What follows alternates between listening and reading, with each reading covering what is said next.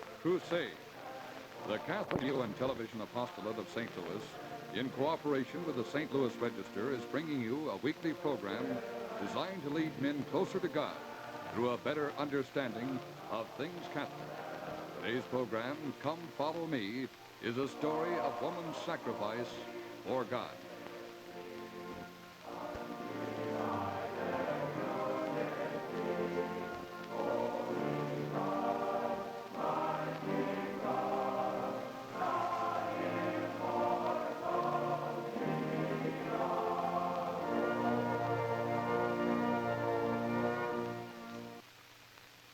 Hello, friends.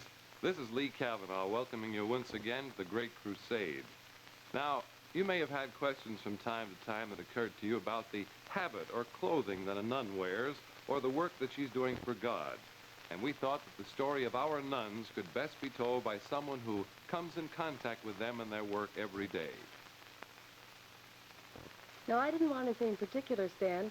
I just wanted to thank you for getting that mailing list of the nuns over to us so promptly. Now I can get busy on it.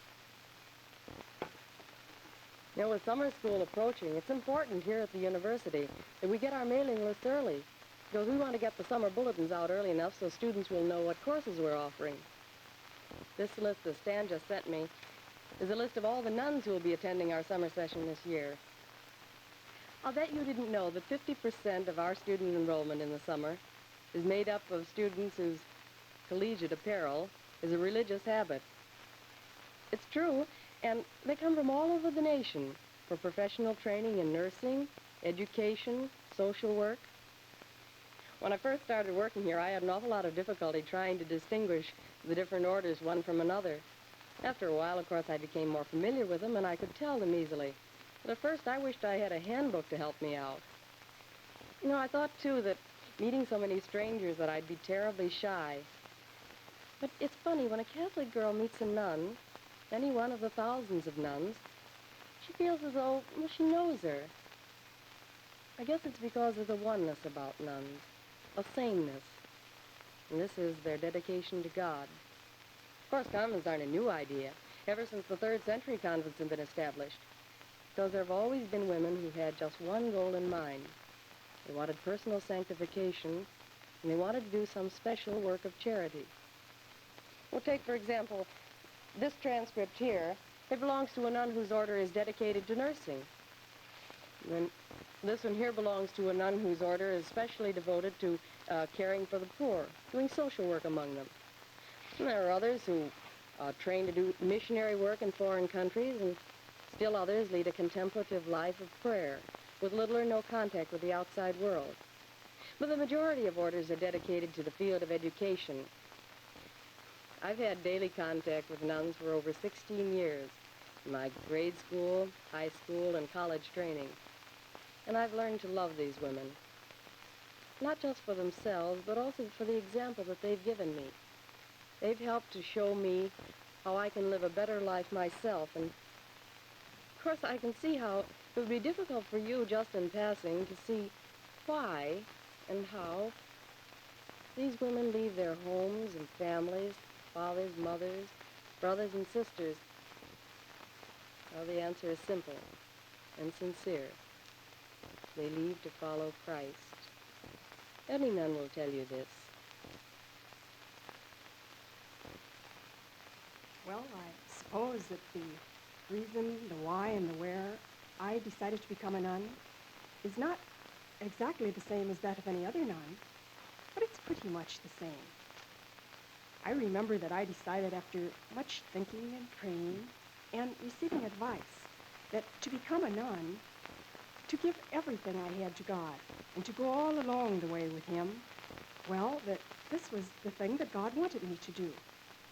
Now, you're going to hear people speak about vocation, you know, this call from God. Well, the decision to enter the convent is not quite so simple as receiving a direct message from heaven. I don't believe that I'll ever forget the time that I took the first step of entering the Notre Dame novitiate. Now, novitiate is the term that we convent folks use to describe the period of preparation for the young nun to be. Well, everything was very new and very different, and somehow, I don't know, I just found that I belonged. And I found that I was looking forward eagerly to teaching wherever the school sisters of Notre Dame would have need of me. You see, we began teaching way back in 1597 when the order was established in France. And then we came to the United States in 1847. And now we have schools all over the world. Why, right down in South America, we have a school for the children of lepers. And up in Michigan, we have a school for Indian children. In New Orleans, we teach the deaf. And right here in St. Louis, we have grade schools and high schools. We have a day nursery. We have a school for mentally handicapped children. And we teach in our own community college of Notre Dame. Now, you see, the beautiful thing about this, the wonderful thing, is that all this work, even the very slightest task, is dedicated to spreading the glow of God's love and the brightness of intellectual culture. You know, you'll laugh when I tell you, but I was in the 5th grade before I realized that nuns weren't born nuns. You see, they'd always been such a part of my life. I guess I kind of took them for granted, much the same as I took for granted the doctor who was always there when someone in the family was ill. But as I grew older, I began to realize that the nuns were equally as important in my life as the doctor, and as equally prepared for their lives of sacrifice and prayer. This training, this grooming that a nun receives, prepares her for her chosen life of poverty, chastity, and obedience. And whether she's a high school teacher, a graduate just out of high school, whether she's a registered nurse or a young career girl, no matter what her previous training has been, the religious training for all is the same. Some people, adjusting is work.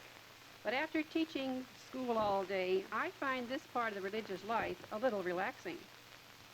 It is during the first 6 months in the convent that a girl, or a postulant as she is called, really finds out what the religious life is. I myself became accustomed to a schedule of working and praying and recreating, reading spiritual books and studying.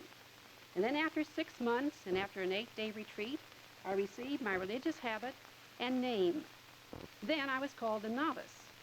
And for 2 years, we novices worked and prayed and studied and enjoyed thoroughly life together. I even found myself becoming interested in washing dishes. In fact, stacks of dishes. Dishes, you know, will always be dishes. But there's a motive in it, and that makes the difference. I was washing those dishes for God. The purpose of the novitiate is to find out whether that type of life is for me and whether I will be perfectly happy in that life. Novices, you know, have no vows, so they may leave and return home whenever they like. But this sort of thing does not happen. For since our Sisters of St. Joseph were founded in France in 1648, thousands of happy nuns have worn this habit and have led the life of a Sister of St. Joseph. The habit was fashioned after the dress of a French widow in the 16th century. Now, it always occurs to me that in 1836 we celebrate as a big year because that year Mother St. John Fonfon sent 6 sisters to St. Louis. And since that time, our work here and throughout the United States and in Hawaii has been concerned with the education of youth from kindergarten through college, managing hospitals, taking care of orphans, conducting schools for the deaf, and Indian missions. But no matter what the work is, the training that we received in the novitiate has led us to a life of personal sanctification for God. Yes, sister. Yes, that course will be offered at 9:25. Oh, I'm so glad you'll be back with us this summer. Bye-bye. That nun I was just talking to was in summer school last year. I remember one day we got to chatting, and she told me about her day of profession, the day she became a full-fledged nun. And as she described it to me, I could see renewed in her eyes that great, inexpressible joy that she had experienced in achieving a prayed-for goal. And she was so humble when she explained to me how grateful she was to God for letting her be a nun and for all the help he'd given her in her novitiate period of training. I guess it appears to us as though she gave up quite a lot, and she did. But what we don't realize is what she's given in return when the nun promises to live completely for God. A nun never forgets the day she promises to live entirely for God. For the Oblate Sister, that day is the feast of Our Lady's Assumption into heaven. The ceremony is a solemn and beautiful one, and since the Mass, the religious life is centered around the Mass, our profession ceremony begins with the Mass. At the Agnus Dei, the choir chants, "Lamb of God, who takest away the sins of the world, have mercy on us." And the novices go to the altar to make vows of poverty, chastity, and obedience. Every nun all over the world makes these vows. By poverty, I give up the right to own and dispose of material things. By chastity, I give my heart completely to God, and voluntarily give up the right to marriage and a family of my own. By obedience, I promise always to obey the religious rules and the wishes of my superiors. When I made these vows, I knew within my heart, with God's help, I had made them forever.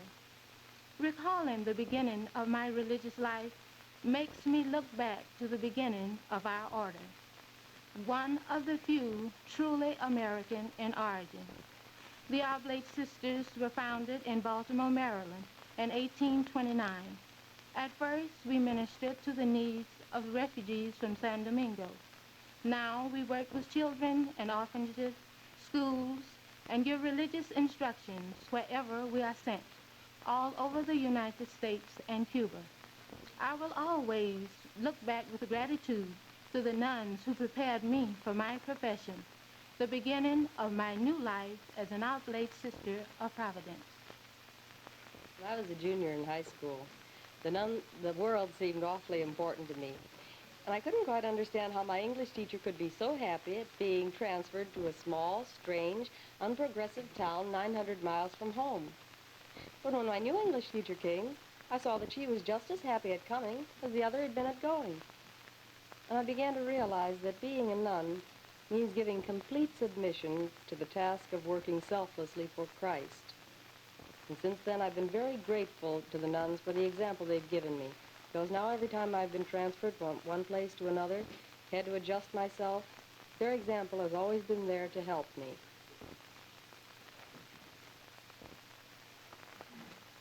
A nun's active life begins when she is sent on her first mission. Being missioned is the nun's term for assignment. We always remember the prayerful excitement with which we learned of our first appointment. And as we had been always told, this new place became home at once. You see, every convent is home to a sister, and everyone helps to make it a home by sharing in the various household duties that must be done. Perhaps in her after-school hours, a sister may dust the chapel, or fry the steak for supper, or vacuum the parlor rug, or do the shopping. We have a saying that sums it all up perfectly. When a nun is missioned, she is missioned home. My home is a convent of the Sisters of the Most Precious Blood. The first home of our sisters, back in 1845, was in a little Swiss village. But that Swiss government forced us into exile in Germany shortly after our foundation. And when the German government followed suit and exiled us again in 1870, we came to America in search of a permanent and peaceful home. Today, we teach wherever we are needed, but we are especially devoted to children in rural areas.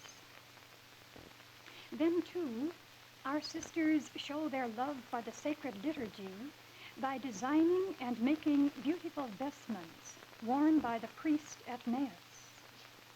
For the Mass, you know, is the center of our lives, the model of our own sacrifice, for it is a sacrifice of Christ himself. I don't know why I never tire of opening letters. Every morning it's kind of exciting when the mail comes in, especially when I receive a personal letter like I did this morning. This one's from a friend of mine, a girl I went to school with, who became a nun. I remember when she first told me she was going to be a nun, I said to myself, Jane isn't the type to be a nun. But as I became acquainted with more and more nuns, I began to realize that there is no type nun. There's no personality, no specific background, no distinct disposition. Jane was just one of the thousands of types of women who wanted to be a nun. They're not all so much alike as you'd think. Of course, they're alike in devotion and simplicity and all of that, but you see, the work that they do makes them different. The training of a sister seems never to be finished. Just as you plan for summer vacation, we sisters plan for summer school. You see, if there's something a sister can learn to do better for God, she hates to miss the opportunity of learning to do it. That's why the campus of a good university is alerted by the rustle of the sisters' rosary beads as they hurry to their summer school classes. I've been going to school most of my life, following in the tradition of the well-trained nun. At present, I'm working toward a master's degree in psychology. Perhaps someday I shall teach psychology at one of our colleges. A sister, though, is never certain about her professional future because we must go wherever we are needed. Our superiors try to put us in the fields for which we are best suited. Some of my sisters go to Canada to study French. 2 of them are now studying theology in Rome. But our home base is America. Like the Oblate sisters, we are a truly American order, founded without any foreign affiliation. We began in 1812 in the bluegrass state of Kentucky. Our veil was at one time simply a sunbonnet. Our cross reminds me of our full title, the Sisters of Loretto at the foot of the cross. Just as Mary, our patroness, stood beneath the cross of her Son, uniting all she did with his sacrifice for souls, so we sisters unite all we do to that sacrifice of the cross. We are a teaching order, so when you see us studying, remember we study that we may teach. We teach to make better citizens for our country now and for heaven for all eternity. Looking back over the hundreds of classmates I had in school, I see a great lineup of well-directed lives. Men and women who haven't become famous, but who learned true values and moral principles of Catholic living from the nuns who taught them. And my classmates are only a few of the millions who have been educated by nuns. You see, to a nun, a child isn't simply a child in the classroom. To her, he's a child of God. All right, that's all. Run on now. God bless you. Thank you, sister. A kindergarten classroom is one of the liveliest places in the world. The responsibility is great, but the compensation greater. Helping a mother and father form the character of their child. Every day I guide the hands, minds, and souls of 40 energetic little people. This is a special responsibility God has given to me. To prepare me for this work, my superior sent me to be taught how to teach. Because nuns meet the same professional standards that lay teachers meet, they are trained in the methods and psychology of teaching and receive special training on the grade level or subject matter which they will teach.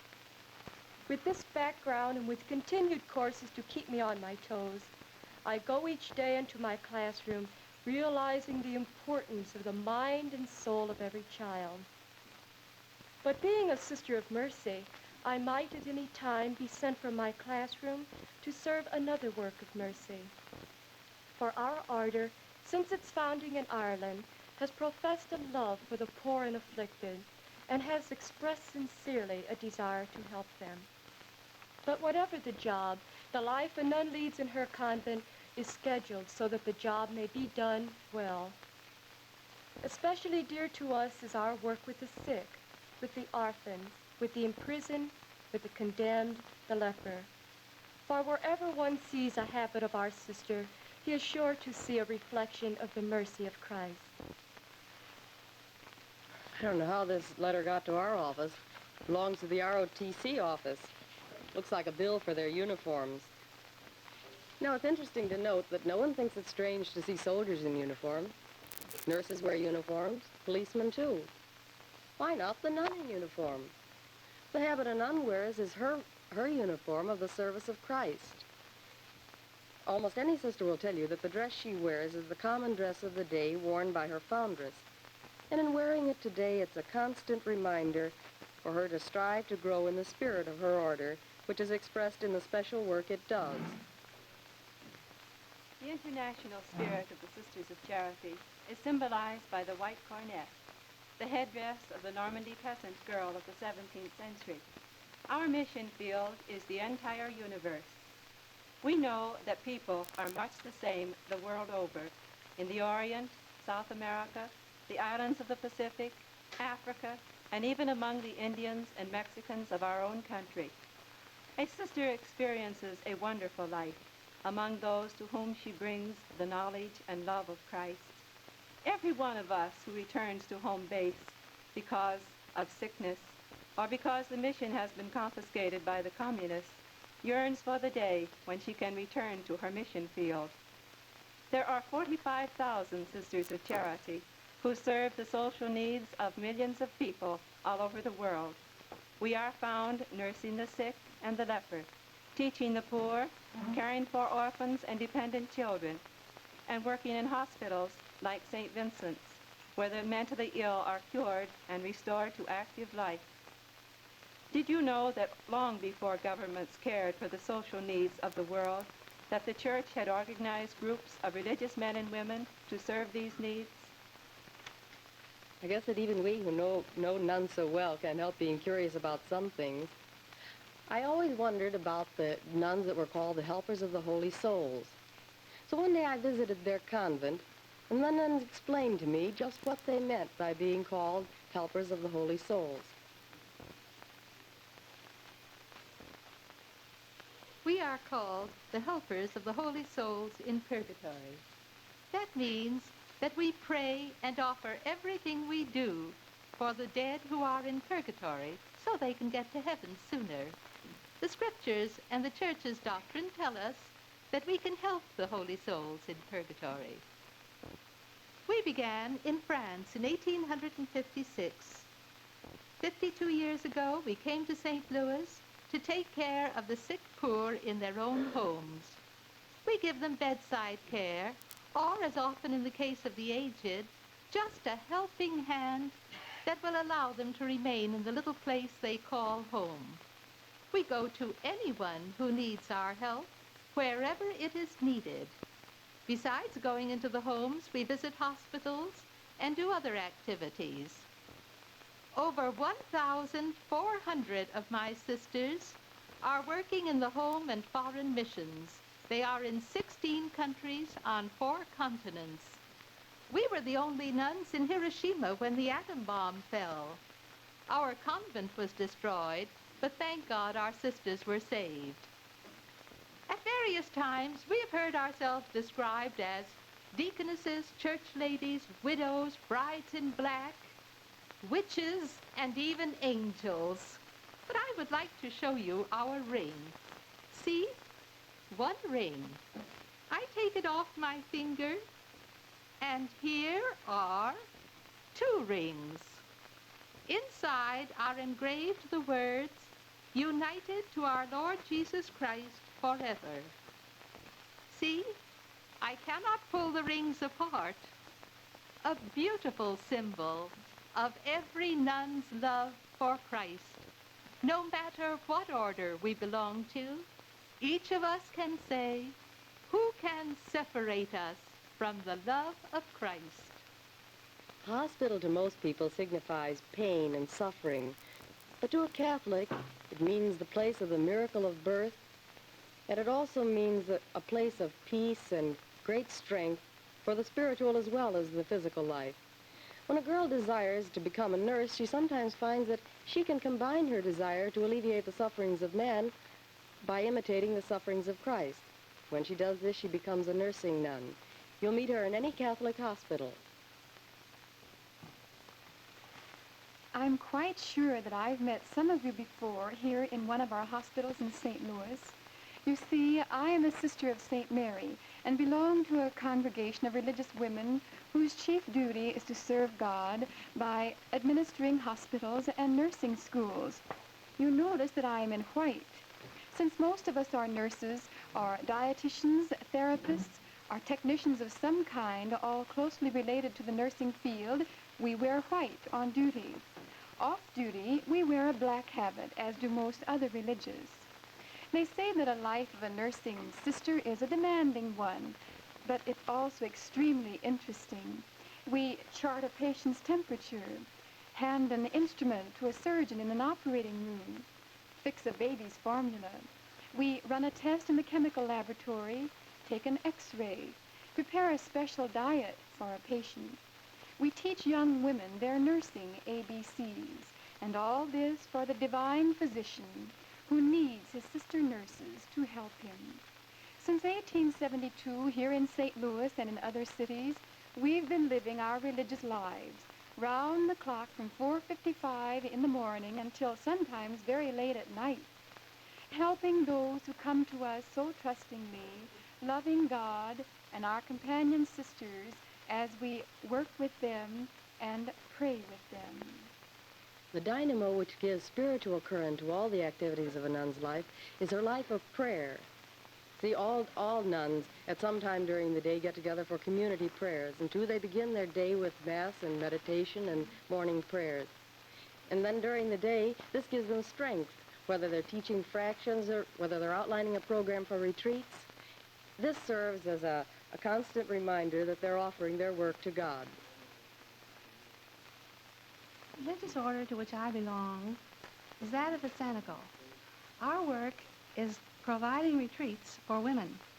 A retreat is a time when we withdraw from the world, from worldly duties, daily duties, and draw closer to God. The word cenacle comes from a Latin word which means upper room. The cenacle was that upper room where the apostles, with Mary, the mother of Jesus, awaited in prayer and retreat the coming of the Holy Spirit. Retreat houses are spiritual powerhouses because we see how Christ strengthens those who come there to pray and to meditate, as he strengthens all those who dedicate their lives to him. So you can see that a nun is a very necessary part of our world. The life of prayer and sacrifice she offers to God is her way of inviting the world to come back to the foot of the cross and give back to God the love he's given to the world. Whenever we see a nun, we can be sure that she's striving to imitate the Blessed Mother, whose rosary she wears as a constant reminder of Mary's love for the world.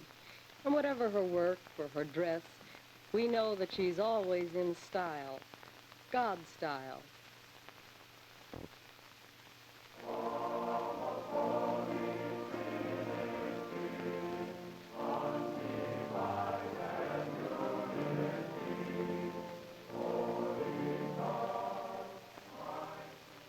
This has been the Great Crusade, produced by the Catholic Radio and Television Apostolate of St. Louis. This telecast is made possible through the cooperation of the St. Louis Register, KWK-TV, and the American Federation of Television and Radio Artists. The part of the narrator was played by Patricia Bradley. Production staff, Father Francis J. Matthews, Helen Hagan, and Catherine Walsh. Next week's program, 40 Days Closer to Heaven, will show you how a Catholic looks at Lent. Join us then on the Great Crusade.